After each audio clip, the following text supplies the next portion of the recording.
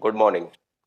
Good morning sir, जय भीम। दोस्तों, आज हमारे साथ है लाइव टुगेदर में मोटिवेशनल और यूं कहें कि बचपन से संघर्ष करने वाले व्यक्ति, जिन्होंने बचपन में राष्ट्रीय अंबेडकर छोटा बड़ा युवा संस्थान के संस्थापक और बैरवा कॉलोनी जयपुर में अपनी एक शाखा बनाई और काफी लोगों को इन्होंने जोड़ा है और बचपन से काफी संघर्ष किया है। तो ये किसी पहचान के कराने के मोहताज नहीं है। इनका नाम है श्री कवि राजकुमार धवन जी, झिराना से। जी हाँ, ये अभी टॉक से हैं और हमारे टॉक शो में आए हैं और आज हम इनका पूरा इंटरव्यू आप लोगों के सामने रखेंगे और जो भी सवाल, जो भी इनकी लाइफ का एक स्ट्रगल रहा है, वो हम स्ट्रगलर्स पे दिखाने की पूरी पूरी कोशिश करेंगे। तो बहुत बहुत स्वागत है आपका राजकुमार जी हमारे चैनल पर और लाइव में। आपका भी बहुत बहुत धन्यवाद। जी, तो जी सर। अब ये तो हाँ जी सर। हाँ, अभी आ रही है। तो राजकुमार जी, आपको हमारे दर्शक देख रहे हैं। आप सबसे पहले आपका परिचय दीजिए कि आप कहाँ से हैं और किस तरीके से आपने अपना एक संगठन बनाया और किस तरीके से आपने बाबा साहब के जो मिशन है उसको आगे बढ़ाने के लिए बचपन से ही मतलब आप कार्य कर रहे हैं। तो उसके बारे में कुछ आप आपका थोड़ा सा एक कुछ शब्दों में परिचय दीजिए हमारे दर्शकों को। सर, सबसे पहले अपने जो दर्शक जुड़े हुए हैं उन सभी दर्शकों को नमस्ते, जय भीम, सलाम। इसके साथ ही सर मैं बातचीत करूं तो राजस्थान के टोंक जिले के पीपलू तहसील के जिराना गांव से बिलोंग करता हूं। जी। और मैं बचपन से ही जो 2011 से मैं इस क्षेत्र में काम कर रहा हूं बाबा साहब के मिशन में। पर जब बाबा साहब के मिशन की बात करूं तो बाबा साहब का मिशन वो चीज है कि तलवार के दोनों धार पर चलना पड़ता है। इसके बिल्कुल साथ ही हम बातचीत करें तो मैंने अम्बेडकर युवा छोटा बड़ा संस्थान जो 2011 में बनाया था और वो संगठन लगभग 10-12 जिलों में काम करा। और हमने मिशन रखा था, जब बाबा साहब के मिशन के बारे में कुछ शब्द ही जान पाते थे, पर हमारा जो सबसे बड़ा मिशन था कि नशा मुक्ति, मृत्यु बोझ, इसी क्षेत्र पे कार्य करने का था। हमने काम किया। जब लोग हमारे साथ जुड़े थे तो उसी इस मुद्दों को लेके, इन सिद्धांतों को लेके कार्य किया। बाद में उन क्षेत्रों ने, उन लोगों ने काम नहीं कर पाए तो लास्ट में मेरे सिद्धांतों के साथ जो लोग काम नहीं कर पाए तो मैंने संगठन को वहीं समाप्त कर दिया था 2016 में। उसके बाद में राष्ट्रीय अम्बेडकर शिव शाखा जो संगठन बनाया हमने संघ ने भैरव कॉलोनी में, वो भी संगठन बिल्कुल। अच्छा काम कर रहा है और आज भी काम कर रहा है। हमने कहीं काम किए हैं, चाहे आप थाना गाजी वाला कांड देख लो, चाहे बगड़ी कांड देख लो, कई काम किए हैं। हमने ये टीम के साथ काम करने का काम किया और ये अच्छा अच्छा। राजकुमार नहीं कर सकता, ये सबको मिलकर करना होगा हम लोगों को। और मेरे कुछ सिद्धांत है, सिद्धांतों के आगे चाहे मेरे पिताजी आपसे हो कुछ पूछना चाहता हूँ कि मैंने आपका एक फोटो देखा था अखबार में चंद्रशेखर आजाद के साथ। आप जेल गए थे चंद्रशेखर आजाद के साथ, एक फोटो आपका बहुत वायरल हुआ था उस टाइम पे फेसबुक पे और न्यूज़पेपर्स में। तो उस वो क्या वाक्य था, किस कारण से आप चंद्रशेखर से मिले, कैसा उनका व्यवहार है, कैसे वो व्यक्ति है, आपने जानने की कोशिश की होगी। तो वो पूरा क्या मैटर था और कैसे आप वहां उनके साथ में जेल में गए, वो बताइए थोड़ा। सर। मैं जेल जाना, इसे जेल जाना एक शब्द की बात करते हैं या अभिप्राय की बात करते हैं तो एक डरा हुआ शब्द है। पर बात जेल जी जाना, जी। एक अच्छे काम के लिए जेल जाना अच्छा भी काम है। लोगों को यदि जेल बिल्कुल। की बात आती है तो लोग ये कहते हैं कि यार जेल गया है, पर अच्छे काम के लिए जेल जाते हैं ना तो अच्छा अनुभव होता है, संतुष्टि होती है। कई बार मुझे महात्मा गांधी जी भी गए हैं जेल, तो अच्छे हाँ काम के लिए तो जेल जाना कोई बुरी बात नहीं हाँ, है। क्योंकि मेरे पिताश्री भी सामाजिक क्षेत्र से जुड़े हुए हैं और मैं एक नहीं, दो दो तीन तीन बार जेल में गया हूँ, पर मेरे पिताजी ने कभी भी नहीं रोका। मेरे पिताजी एक ही बात कहते हैं कि अच्छे काम के लिए हमेशा दौड़ो, बुरे काम के लिए मत दौड़ो। पर आप जो थानागा जी बिल्कुल। की बात कर रहे हो, चंद्रशेखर की बात कर रहे हो, मैं चंद्रशेखर के एक बात के बराबर भी नहीं हूँ। मुझे मौका मिला उनके साथ जेल जाने का और उनसे बातचीत करने का। और मैं कहता हूं कि चंद्रशेखर एक ऐसी शख्स हैं जो समाज को उजागर करने के लिए, युवाओं को अम्बेडकरवादी बनाने में बहुत बड़ा योगदान दिया है। जी जी। और मैं चाहता अच्छा, हूं कि ऐसे अम्बेडकरवादी लोग, अम्बेडकरवादी जो आपने अभी वर्ड बोला, अम्बेडकरवादी क्या है ये, इसका थोड़ा सा समझाइए। अम्बेडकरवादी लोगों को क्या लगता है ना, देखिए जनरल ओबीसी अदर जो कास्टें हैं उनको ऐसा लगता है कि अम्बेडकरवादी का मतलब है कि उनके देवी देवताओं को के साथ दुर्व्यवहार करना, ऐसी चीजें। तो उनकी एक मानसिकता बनी हुई है। तो आप थोड़ा समझाइए कि अम्बेडकरवादी जो शब्द है, आप इस चीज को किस प्रकार से आगे ले जाना चाहते हैं? क्योंकि अम्बेडकर ये नहीं कहता कि आप किसी दूसरे धर्म के बारे में दुष्प्रचार कीजिए, दूसरे धर्म के बारे में गलत लिखिए। अम्बेडकर ये कहता है कि आप केवल मेरे संविधान के द्वारा चलना सीखिए, संविधान को पढ़िए और कानूनों को समझिए। सर अम्बेडकर कभी। मैं बिल्कुल। हाँ जी सर, जी सर। सुनील जी, सबसे बड़ी बात तो जो अम्बेडकर विचारधारा है, इस विचारधारा को यदि आप अम्बेडकर जी से जोड़ के देखेंगे, या दलित समाज से जोड़ के देखेंगे, या शूद्र समाज से जोड़ के देखेंगे, तो इस क्षेत्र में काम नहीं कर पाएंगे। अम्बेडकर विचारधारा ऐसी है, एससी एसटी ओबीसी जनरल सबके लिए है। ये अंधविश्वास के खिलाफ एक ऐसी विचारधारा है जो आदमी को वैज्ञानिक के रूप में स्वीकार करती है। यदि अम्बेडकर विचारधारा की बात ये नहीं है कि हम बाबा साहब का नाम ले लें, जय भीम बोले, थोड़ा ज्ञान रख ले, तो वो जय भीम की विचारधारा नहीं है।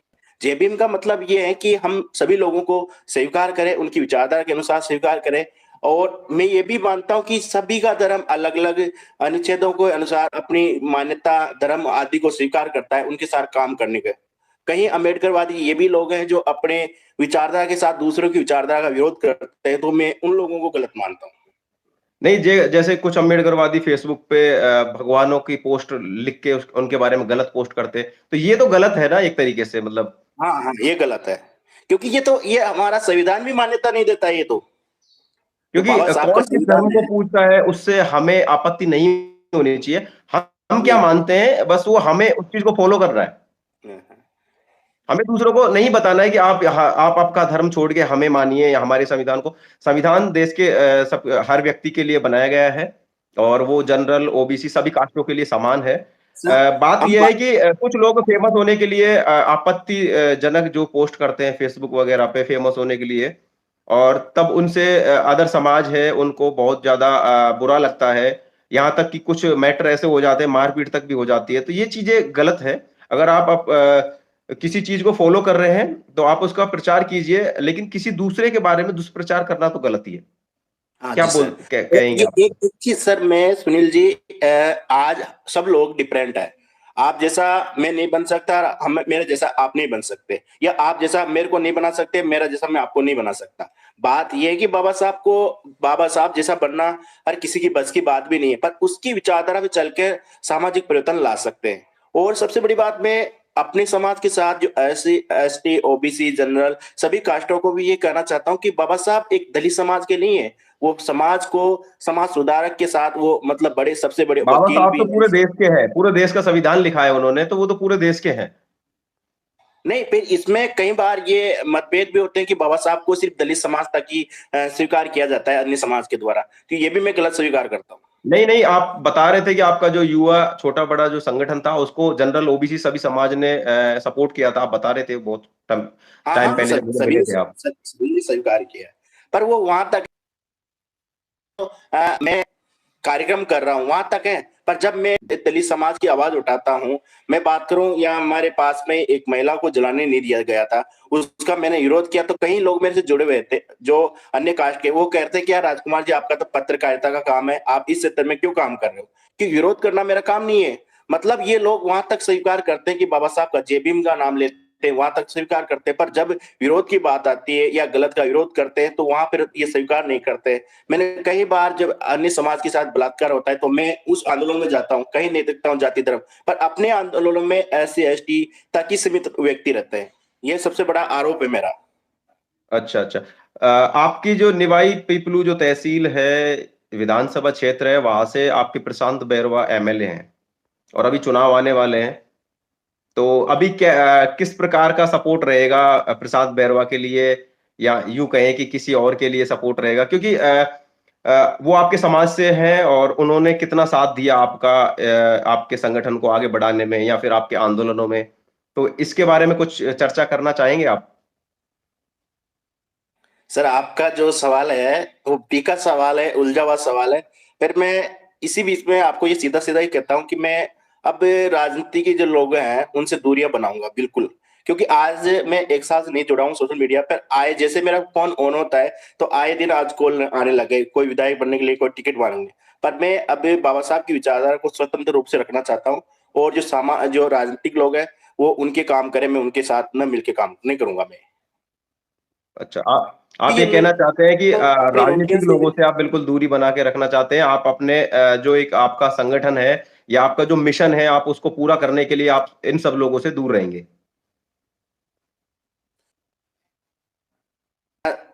कई कांड हुए हैं अभी पिछले साल।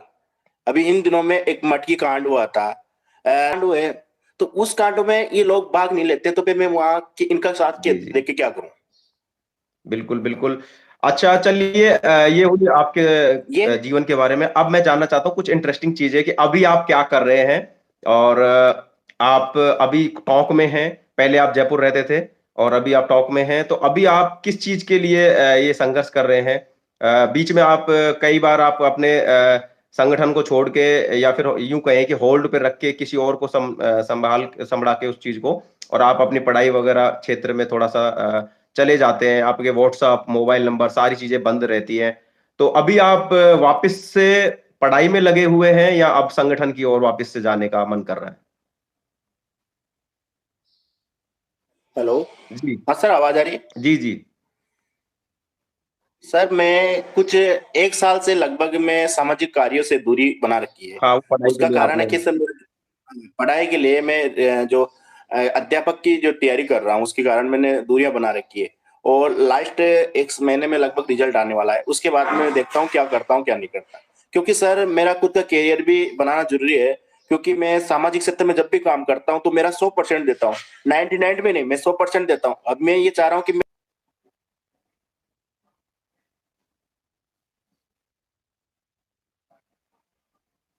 जी, जी।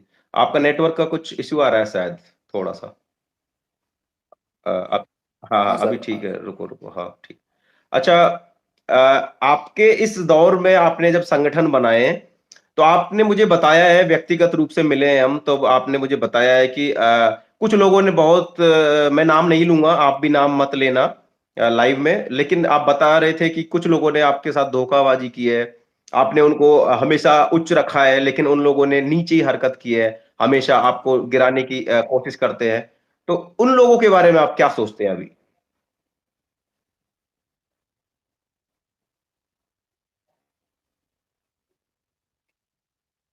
आपकी।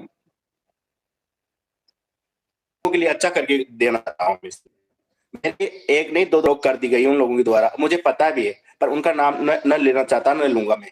क्योंकि वो उनकी सोच है, उनकी विचारधारा है, उनकी मान्यता है। पर मेरी सोच है उनके लिए हमेशा पॉजिटिव काम करना। मैं किसी के लिए गलत काम नहीं, नहीं मैंने करूंगा। आपको देखा है कि मैं आपसे मिला हूँ और मैंने आपको देखा है कि आप हमेशा कोई भी अगर संगठन बनाते हैं तो आप अपने आप को वहां से जो ऊपर ऊपर का जो मेन पद होता है उससे आप थोड़ा-सा दूर रखते हैं। किसी और को आप वहां पे रखते सर हैं। मेरा हमेशा किसी और को सपोर्ट करते हैं, लेकिन वही बंदा आपको हमेशा धोखा देता है। ये आपके साथ होता रहता है। तो अभी क्या प्लान है आपका आगे का? आगे भी ऐसा रखेंगे या अपना सर खुद का फेस आगे रखेंगे अभी आप? सर वह व्यक्तिगत हो सकता है, उनकी विचारधारा में मैं गलत हो सकता हूँ। जरूरी नहीं मैं भी गलत हो सकता हूँ, ऐसी बात नहीं। पर मैं ये विचारधारा रहती है कि कोई भी सामाजिक संगठन हो, मैं हमेशा दूसरों को नेतृत्व कराता हूँ। पर बात जब आ जाती है, जब संगठन गिनने की बात आती है, तो फिर झंडा मैं हाथ में लेता हूँ मेरा। कोई चीज को खड़ा करता हूँ तो मैं ये नहीं है कि किसको नाम मिल रहा है उसकी मेरी वो नहीं है। पर जब संगठन गिनने की बात आती है तो मैं उसको हाथ में लेने की कोशिश करता हूँ। अच्छा, तो राजस्थान के विधानसभा चुनाव आने वाले हैं, क्या तैयारियाँ चल रही हैं आपके संगठन की ओर से? कोई किसी को सपोर्ट करने का कुछ आपका प्लान चल रहा है कि हाँ, ये व्यक्ति हमें आगे काम करेगा, हमारे संगठन में हमें मजबूती देगा, तो हम उस व्यक्ति को सपोर्ट करेंगे। अभी कुछ प्लान विधानसभा चुनाव को लेकर?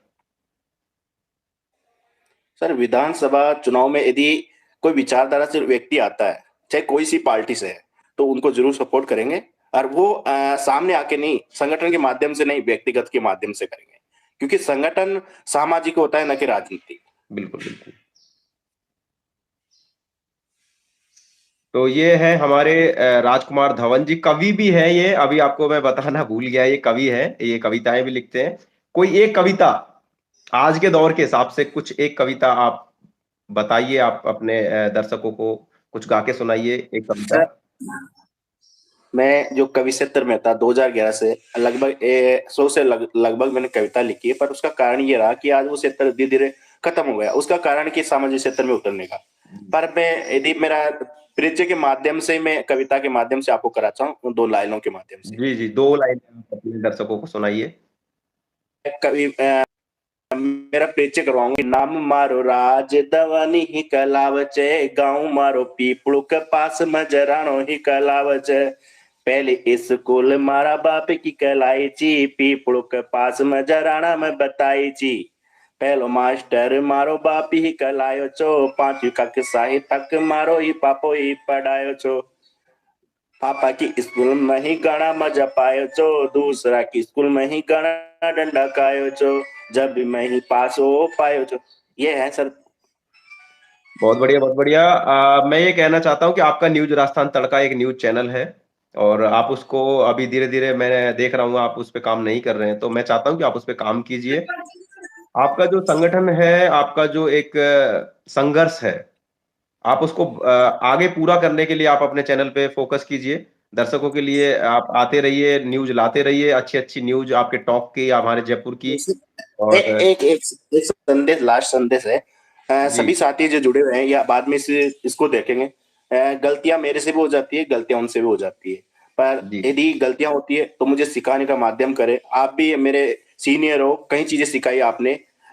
आप यूट्यूबर ही नहीं हो, आप मोटिवेशन स्पीकर भी हो और मेरे को बहुत चीजें सिखाई आप। और मेरे में लगती है कि यार ये चीज गलत है, तो आप सिखा सकते हो मुझे। और आपको भी बहुत बहुत धन्यवाद। कई बार आपने मुझे उठाने की कोशिश की, चाहे यूट्यूब के माध्यम से या सामाजिक क्षेत्र के माध्यम से, कई क्षेत्र के माध्यम। आपको भी बहुत बहुत धन्यवाद सर। अच्छा, जो लोग आपसे अभी दूर चले गए हैं, उन लोगों के लिए एक संदेश छोटा-सा कि आप क्या कहना चाहते हैं लास्ट में? वो जो भी दूर गए हैं वो दूर नहीं गए, विचारधारा से दूर गए। जब भी मेरे साथ गलत होता है तो लोग हमेशा मेरे लिए तैयार रहते हैं। विचारधारा में मतभेद हो सकता है, मनभेद हो सकता है, पर मतभेद कभी नहीं करेंगे हम लोग। हाँ, मिल के रहिए क्योंकि बाबा साहब भी कहते हैं कि संगठित रहिए। ठीक है सर। हाँ। बिल्कुल और ये थे हमारे राजकुमार धवन जी टोंक झिराना से जो कि काफ़ी अच्छा संघर्ष कर रहे थे। अभी इन्होंने थोड़ा ब्रेक ले लिया है पढ़ाई के लिए, तो बहुत जल्दी ये वापस से आपको देखने को मिलेंगे अखबारों में। इनका न्यूज़ चैनल भी है एक न्यूज़ राजस्थान तड़का, तो जाइए अभी सर्च कीजिए और लाइक कीजिए, कमेंट कीजिए। तो बहुत-बहुत धन्यवाद Rajkumar ji. Thank you so much बहुत आपका हमारे लाइव में आने के लिए, हमारे दर्शकों के लिए। धन्यवाद सर। तो दोस्तों ये थे हमारे राजकुमार धवन जी टॉक से। अगर आप हमारे टॉक शो में आना चाहते हैं लाइव टुगेदर के द्वारा, तो आप मुझे आपके चैनल की लिंक सेंड कीजिए, जॉइन कीजिए और मैं आपका लूँगा एक छोटा-सा इंटरव्यू। आपके चैनल का प्रमोशन फ्री किया जाएगा। Thank you so much.